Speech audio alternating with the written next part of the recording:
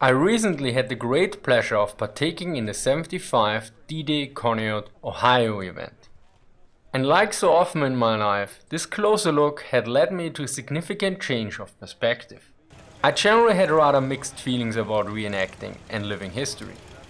Before I saw it mostly as a superficial dressing up and posing around. But I have to admit the superficiality was clearly on my side. So what changed my mind? Well, first off, reenacting is clearly not just about dressing up and shooting guns. From what I've seen, there's far more involvement. I saw reenactors filling sandbags and keeping the camp infrastructure running. For instance, the different German command posts were interconnected with field telephone lines that were, as I was told, original and in working condition, so that the different posts could call each other. This is also connected to the second point.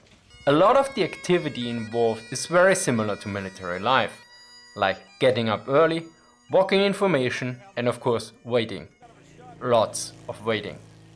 Additionally, it seems that quite a few former service members are also active in the reenactment units, although that is just my initial impression. Similarly, due to the large scale of the event I visited, which according to the homepage features more than 1,700 reenactors, logistics and organization were a major issue as well. Some of you might know how hard it is to get 20 people doing something in coordination. Well, now you have more than 1,500, most of them equipped with rifles and blank cartridges. Yet also quite a lot of heavy equipment was there, like the Shermans and the artillery from Rabbi Rob's World War II Armor Group, which also fired blanks. Then there were the Higgins boats, the Ducks and the LVT as well. Not to mention the C-47, B-25 and two P-51s. So any errors here can have serious consequences. A great example for the organization was the following situation. Nicholas Moran and I were attached to the 29th Infantry Division, specifically to Baker 2. Hey Corporal, we are an attachment to you guys. We're on Baker 2. Okay, Baker here 2. We are. Ah, hello. Hello. Oh, sorry, him. Just fall in right here. Right so.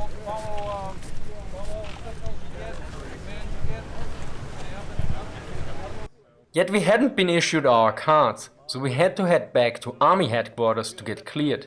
Similarly, down at the beach, the assignment of vehicles had to be organized as well. You could clearly see how many man and woman power was needed just to keep everything in order.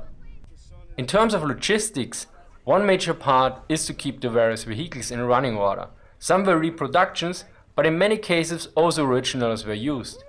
And even 75 years ago, those beauties needed quite proper and regular maintenance to work. Another major experience was joining the beach assault itself as an attached photographer. Now this is probably best summed up by Nicholas the Chieftain Moran. And be aware that Nicholas is a member of the US Army of the rank of Major and a veteran of Iraq and Afghanistan. The thing I noted of this is how easy it is to just lose communication and coordination. So supposedly, I was escorting Bernard. I lost him by, shortly after the barbed wire, so maybe 100, 150 feet, yards. I kind of kept an eye on where he was by the time we got to the 8.8, and then for the rest of the battle, I had no clue where the guy I was escorting was. And it's not hard to see the one guy who looks like oddball. So even under very favorable and completely friendly conditions, we could take a small glimpse of the chaos usually involved with a real combat situation. I should add here that the footage in cases looks very boring and slow compared to what I perceived firsthand. Yet, the most surprising and emotionally striking element for me was that these events are also a service to the veterans. I was quite oblivious about this for most of the event. I knew about the ceremonies for the veterans. Yet it only struck me when we were walking down the beaches with the 29th Infantry Division Living History group, and the veterans started to shake the hands of the reenactors and thanked us. So much. Thank you. Thank you. Good job.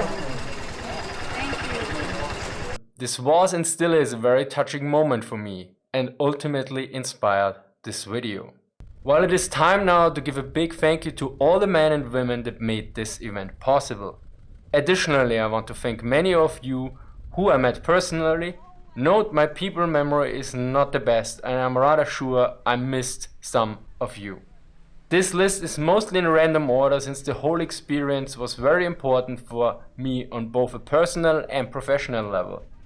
So without further ado, big thank you to Jackson, Joy and Finn, Charles the Shoremaster, the earplug guy from the 29th, the commander of Baker 2 group and everyone else from the 29th Infantry Living History group, Joshua Vicky Collins and the crew of the Thread, the guys from World War II Armor which provided visual security during the interview with Josh, Eric L that helped us with attaching the gear to our uniforms, Rabbi Rob for bringing his tanks and artillery, giving us a great time and also for his contributions to the IP stack, Mike and Steve for a warm welcome and helping us again and again, and of course everyone else from the World War II Armor group, the Stuglai father and his son, the crew of the Higgins boat that gave us a tremendous tour including a special landing, something that will be covered in more depth on Chieftain's channel soon, the boys with the best t-shirt collection I have seen so far, the Franco-Prussian war expert that recognized me while getting new boots,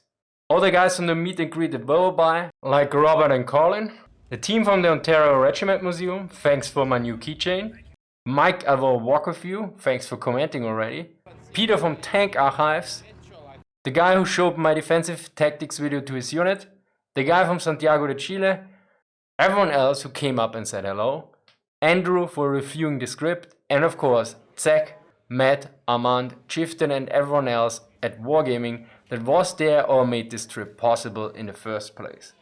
I hope you had a great time, I definitely did. Thank you for watching and see you next time. This video was made possible by Wargaming, who transported me to the event and provided accommodation and further support throughout my time there, especially by attaching me to Nicholas the Chieftain Moran. Thank you for your excellent support.